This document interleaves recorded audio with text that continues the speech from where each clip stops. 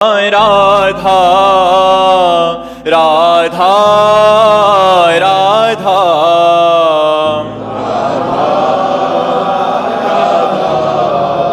राधा राधा राधा राधा राधा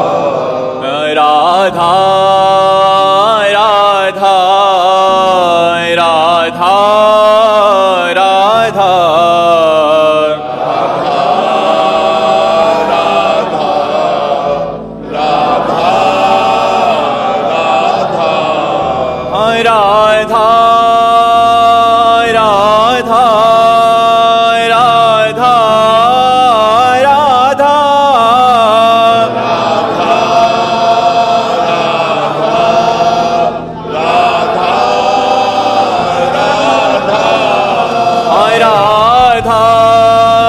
राधा राधा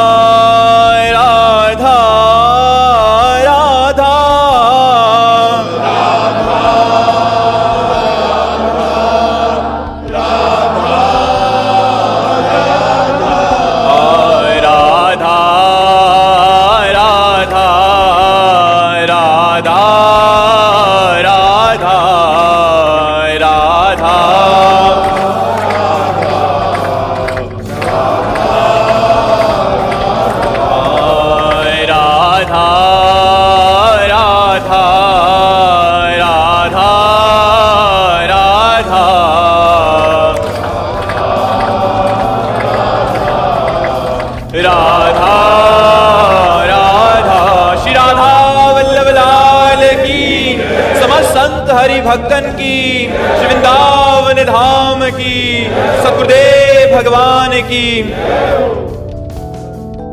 श्रुति जी। राधे राधे। महाराज जी राधे राधे। महाराज जी, सामने वाला जब गुस्से में है तो मुझे कई बार ये समझ नहीं आता कि मुझे क्यों गलत कहता है सामने। क्योंकि हम गलत किए हैं, आज नहीं तो कल, तभी हमें गाली पड़ती है, तभी हमसे कोई गुस्सा होता है। वो व्यक्ति गुस्सा नहीं होता, हमारा कर्म उसकी खोपड़ी में बैठ के गुस्सा दिलवा करके और हमको गाली दिलवाता है। हमारे पाप का मार्जन होता है। सही पूछो, यहाँ कोई ऐसे भी नहीं कर सकता।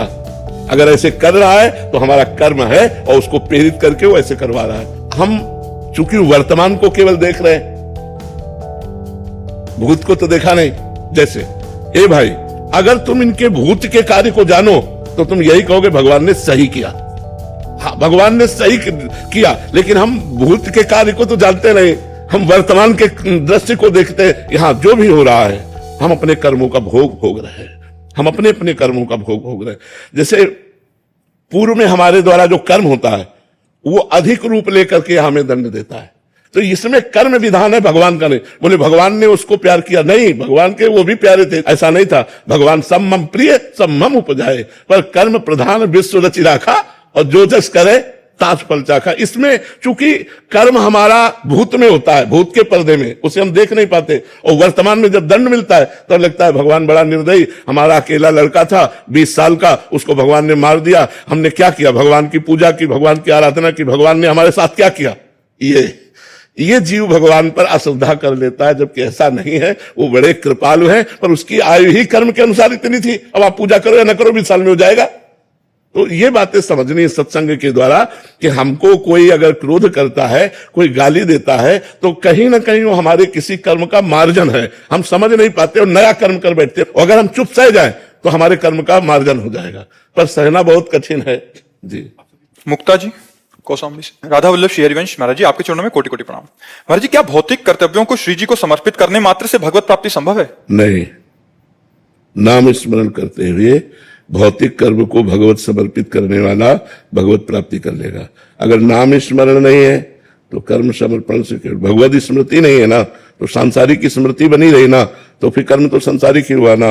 वो बात है स्मृति। यस्य स्मरण मात्रेण जन्म संसार बंधनात् विमुच्यते नमस्तस्मै विष्णवे प्रभु विष्णवे। स्मरण, भगवत प्राप्ति के लिए स्मरण की जरूरत है। अगर हमारी स्मृति संसार की है तो बंधन युक्त है। अगर हमारी स्मृति अंतःकरण से भगवत स्मृति हो रही, वो मोक्ष का स्वरूप है। मन ही बंधन और मोक्ष का कारण है। विषय चिंतन करने वाला मन बंधन का कारण है और भगवत चिंतन करने वाला मन मोक्ष का कारण है। यदि आपका चिंतन विषय चिंतन हो रहा है तो आप कुछ भी क्रियाएं करें, परिणाम में तो आपको बंधन प्राप्त होगा। अगर भगवत चिंतन हो रहा है और कर्म शास्त्रीय विधान के अनुसार हो रहे हैं तो भगवत प्राप्ति निश्चित है। फिर कर्म समर्पण से भगवत प्राप्ति हो जाएगी। नाम जब जरूर चाहिए। अगर भजन नहीं है तो बारी मथे तो होए बरु सिकताते बरु तेल बिनु हरि भजन न भवतरी या सिद्धांत अपेल। ये अटल सिद्धांत है। अगर भगवान का भजन नहीं करोगे तो संसार समुद्र से पार नहीं हो पाओगे। भजन जरूरी है। सिद्ध महापुरुष भजन करते हैं, साधक की बात क्या। हरिशरणम सनकादि हर समय जपते रहते हैं। इसलिए भगवान नाम जब सब करो तभी कल्याण होगा। बिट्टू जी। शेयरमैन। राधे राधे महाराज जी, आपके चरणों में कोटि कोटि प्रणाम। महाराज जी, मेरा प्रश्न है कि कुछ वाणियां जी ऐसी हैं जिनका मैं व्याख्या नहीं पढ़ सकता, तो मैं चिदानंद को कैसे प्राप्त करूं जिससे वाणी जी की व्याख्या पढ़ने योग्य हो सकूं? नाम जब चिदानंद तत्व का ज्ञान करा देगा। जो राम राम नहीं बोल पाते थे, मरा मरा बोले ना, वो इतिहास की रचना कर दी संस्कृत से। भगवान की दिव्य लीलाओं को खुली आंख देखते हुए और उन्होंने रच दिया। नाम में इतनी बड़ी सामर्थ्य है। कौन सा चिदानंद तत्व है जो नाम के द्वारा अनभिज्ञता में रह जाए। नाम जब करो सब प्राप्त हो जाएगा। जो ककाहरा नहीं जानते थे उनके मुख से वेद उच्चारण होने लगे। नाम में अपार महिमा है। भले वो संस्कृत ना बोल पाए लेकिन उनकी बात देख लो, किसी न किसी श्लोक में लिखी मिलेगी। उनके अंदर से जो भाव निकलेगा वो शास्त्र में लिखा मिलेगा। जो भगवान नाम जप करते हैं, और चाहे जितने बड़े विद्वान हो, अगर भजन नहीं कर रहे हैं तो भाव तरने का बात नहीं होगी। नामात्मा प्रवचने न लभ्या न मेधया न बहुना श्रुते न। बहुत बढ़िया प्रवचन कर ले संस्कृत से और भजन ना हो तो उससे भगवत प्राप्ति थोड़ी हो जाएगी। बहुत प्रवचन सुन ले और भजन ना हो तो भगवत प्राप्ति हो जाएगी क्या? भगवत प्राप्ति उसे ही होती है जो डट के भजन करता है। चाहे प्रणव का जप करो, चाहे राम जप करो, चाहे कृष्ण जप करो, डट के करो। तभी हट के और डट के, भोगों से हट के और डट के भजन करो। अभी सब चिदानंद तत्व का ज्ञान हो जाए। ऐसे चिदानंद तत्व का ज्ञान थोड़ी हो जाएगा। खूब जप करो, भजन करो। शास्त्र बिल्कुल पढ़ना ना आता हो तो संत जनों के श्रीमुख से शास्त्र ही तो निकलते। सरल भाषा में संतों ने शास्त्रों के अर्थ का गान किया है, उसे श्रवण करो और भजन करो, बढ़िया काम बन जाएगा। राधे राधे महाराज जी।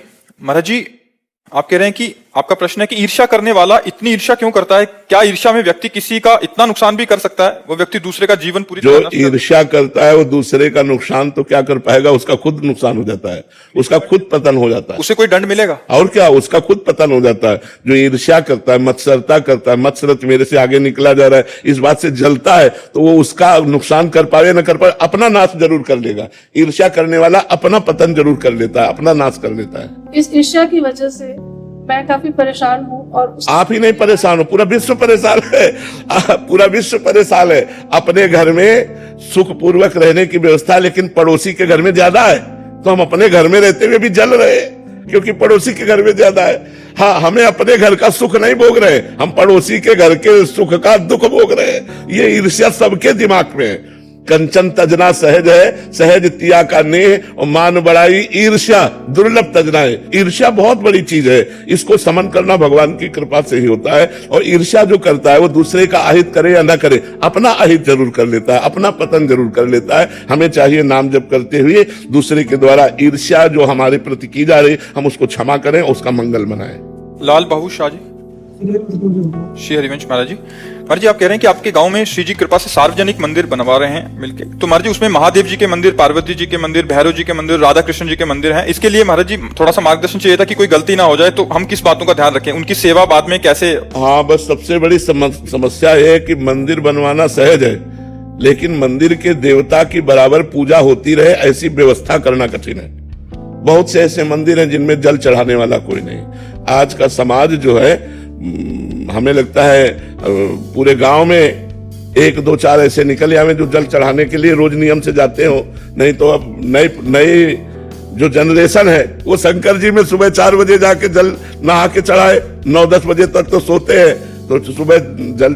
तो हमें लगता है देवालय बनवावे तो कुछ अर्थ व्यवस्था ऐसी कर दे जिससे पुजारी आदि की व्यवस्था हो जाए और ठाकुर का भोग लगता रहे, ऐसी व्यवस्था कर देनी चाहिए। नहीं तो देवालय तो बहुत बनवा दे लेकिन उनकी भोजन व्यवस्था, भोग व्यवस्था, आरती व्यवस्था न करने से अपराध भी लगता है। मानो मंदिर है, अब जले नहीं चढ़ रहा, भोगे नहीं लग रहा, मंदिर हमने बनवा दिया तो अपराध बन रहा है ना। प्राण प्रतिष्ठा हुई, देवता विराजमान है, भगवान विराजमान है। विजया जी। श्री हरिवंश महाराज जी। महाराज जी, ऑफिस के काम का चिंतन होने से प्रभु का पूर्ण रूप से चिंतन या निरंतर भजन नहीं हो पाता। कहीं ना कहीं ये चिंतन भी बना रहता है कि बच्चों को भगवत प्राप्ति हो। महाराज जी, कैसे मैं इन दोनों बातों को मिटाकर श्यामा शाम की देखो, सब शास्त्रों से सम्मानित और सब ऋषि मुनि और संत महात्माओं से प्रतिपादित हम आपको बात बताते हैं। हम ऑफिस गए, राधा, अपना काम शुरू किया, फिर बीच में याद कर लिया राधा। काम पूरा हुआ 5 घंटे में, हाथ जोड़ा, हे प्रभु 5 घंटे में जो काम हुआ और आपका स्मरण हुआ, ये 5 घंटे आपको समर्पित करते हैं। आप ऐसा करके देखिए, ये भागवत धर्म है, कर्म समर्पण और भगवत स्मरण, इसी से सब काम हो जाएगा। कोई गृहस्थी में किसानी करता है, कोई व्यापार करता है, कोई ऑफिस जाता है, अपनी अपनी ड्यूटी दे रहे और सबको देना चाहिए। देखो, अर्जुन जी कह रहे मैं संन्यास लेकर के भिक्षा मांग करके भजन करूंगा, युद्ध नहीं करूंगा, और भगवान कह रहे युद्ध करो, मामुनिस्मर युद्ध च, मेरा स्मरण करते हुए युद्ध करो, भगवान ऐसा कह रहे हैं। तो युद्ध माने अपने कर्तव्य का पालन। तुम जहां जो कुछ हो, तुम्हें जो पद मिला है, अपने कर्तव्य का पालन करो और नाम जप करो, यही पूजा है। इसी से भगवत प्राप्ति हो जाएगी, घबराने की जरूरत नहीं है। मान लो आप ऑफिस में बैठे हैं, तो ऑफिस का जब काम कर रहे हैं उस समय नाम जप नहीं हो पाएगा, क्योंकि मन एकाग्रता से हम जब काम करेंगे तो नाम जप हम भूल जाएंगे। तो जब हमें अंगुली रुके, मान लो लैपटॉप से राधा, हम अगर 5 घंटे में 10 बार राधा राधा बोल लेते हैं और 5 घंटा समय भगवान को समर्पित कर देते हैं, वो भगवत प्राप्ति के योग्य हो जाएगा, वो आपको भगवत प्राप्ति के मार्ग में चलाएगा। लेकिन स्मरण आवश्यक है। भगवान को प्रणाम करके अपने ऑफिस में बैठो और भगवान को प्रणाम करके कर्म समर्पण करके ऑफिस से निकलो, पूजा ही हो गई आपकी।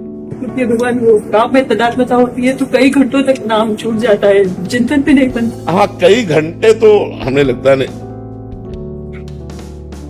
एक बार 1 सेकंड के लिए रुके, राधा बोल दी, क्या चला गया?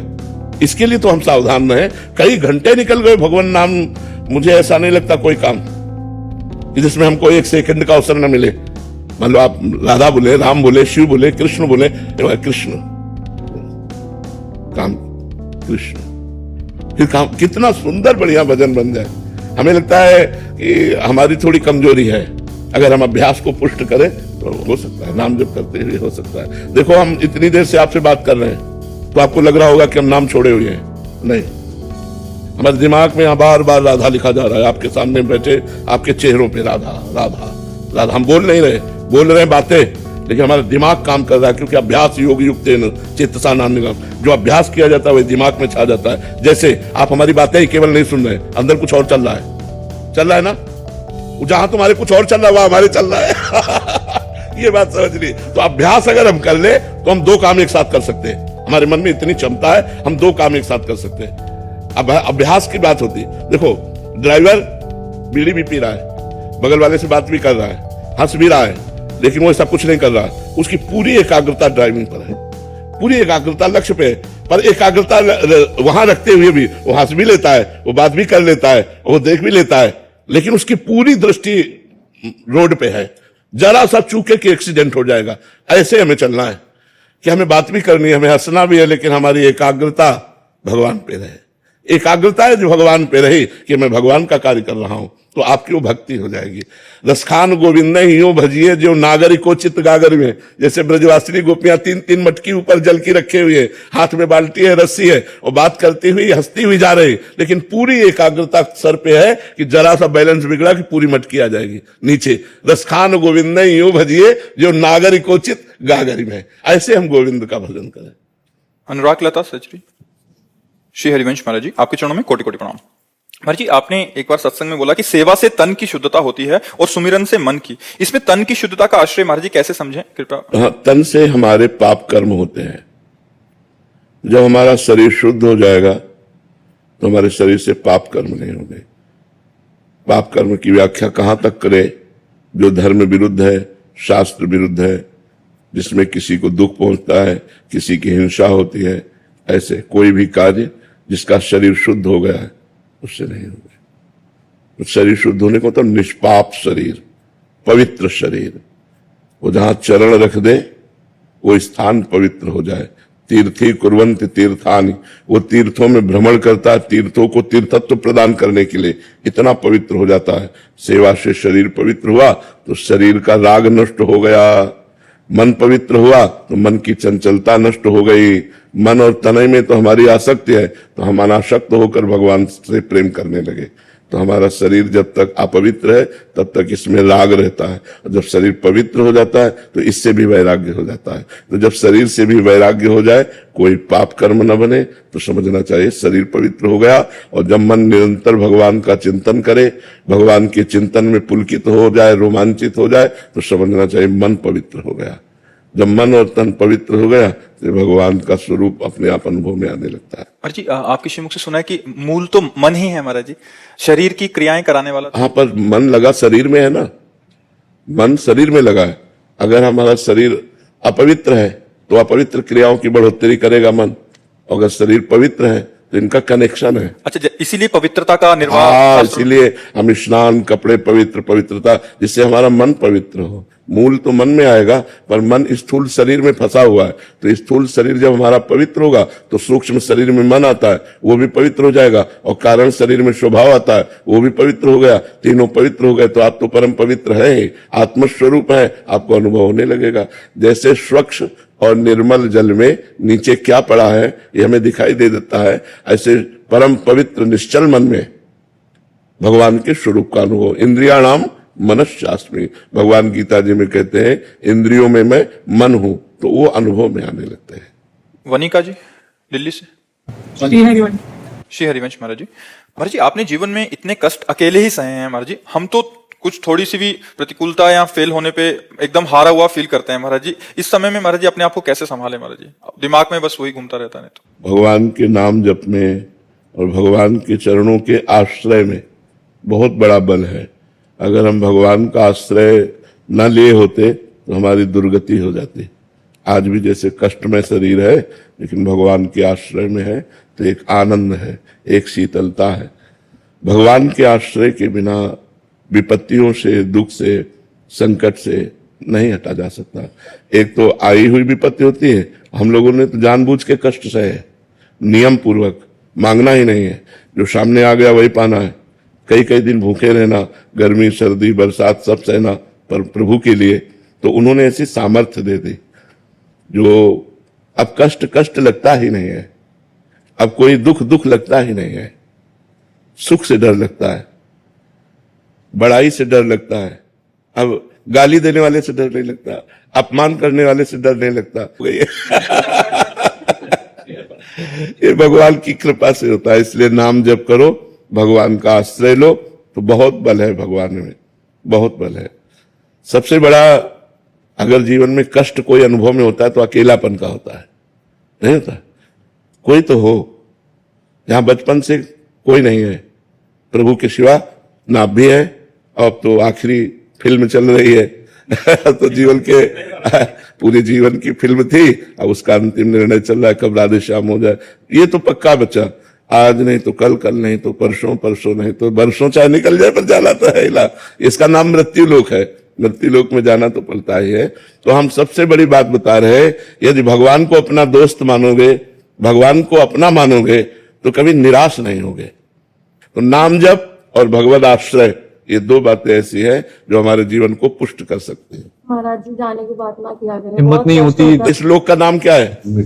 मरना तो पड़ेगा ही देखते भी दुख होता है महाराज। हाँ, पर अब जाना तो पड़ेगा ही ना, आज नहीं तो कल, कल नहीं तो परसों। ये तो लोक है, मृत्यु लोक है, यहाँ ट्रांसफर होना ही है, सबको जाना है। जाने की तैयारी कर लो, जो पहले से तैयार न थे पछता पछता कर चले गए। हम तुम सबको जाना है। रहे न रावण सम अभिमानी, हिरण्याकश्यप सम वरदानी, यहाँ सबको जाना है। इसलिए नाम जप करो और भगवान से प्यार करो। जहां जाना है वो ठिकाने की याद करो, तुम्हें कहाँ जाना है। जैसे अपने लोगों को है कि निकुंज जाना है, श्री जी के पास जाना है। जब तक शरीर है उनका जस गा रहे हैं, शरीर छूटा अपने प्यारे के पास पहुंच गए, अपने घर पहुंच गए। आए मिले परिवार आपने, हरि हंसी कंठ लगायो, भाग बड़ो वृंदावन पायो। दिव्य वृंदावन, हमारे प्राण प्यारे जिनका जीवन भर आश्रय लिए रहे, वो प्रिया प्रीतम प्रभु मिलेंगे तो एक आनंद है। मरना भी आनंदमय है, मरने से सब जग डरा, मेरो मन आनंद, कब मरी हो कब भेटी हो पूर्ण परमानंद, कब अपने पूर्ण परमात्मा से मिलूंगा। चिंतन ही नहीं हो पाता कि आप चले जाओगे तो क्या होगा, चिंतन ही नहीं हो पाता। नहीं, वाणी रहेगी, शरीर तो भले ना रहे, वाणी तो रहेगी ना। प्रेमानंद की वाणी तो रहेगी ना, वाणी संभालेगी, वाणी संभालेगी। ये बोला जाता है कि हर युग में जो प्रभु अवतरण लेते हैं उनका एक कार्य सिद्धि होता है। अभी आपका कार्य सिद्धि पूर्ण नहीं हुआ, अभी हम लोग जैसे लोगों को उद्धार करता है प्रभु जी। अब ये तो भगवान के ऊपर हो सकता है, वो और जिला दे उनकी। वो पूर्ण नहीं हुआ प्रभु जी। अभी बहुत लोगों को आपको रास्ते दिलाना, हम लोग जैसे पतित आदमी को आपने सही मार्ग दिखाया है। अभी कभी ऐसी बात ना करें। एक संत भगवान ने आपको बोला था कि 80 वर्ष तक कुछ नहीं होता आपको, तो महाराज जी हालत देख के लगती है, महाराज जी भी बहुत लोगों का अपने उद्धार करना है। हालत देख के लगता है ना। बड़ी उम्र के लोग नहीं, छोटे छोटे बच्चे, कॉलेज के बच्चे सब आपको सुनते हैं और आप सबका मार्गदर्शन कर रहे हैं। भगवान की बड़ी कृपा है कि सब हमें प्यार करते हैं, हमारी बात मानने की चेष्टा करते हैं, इसलिए सबको धन्यवाद है, सबको प्रणाम है। सुरेश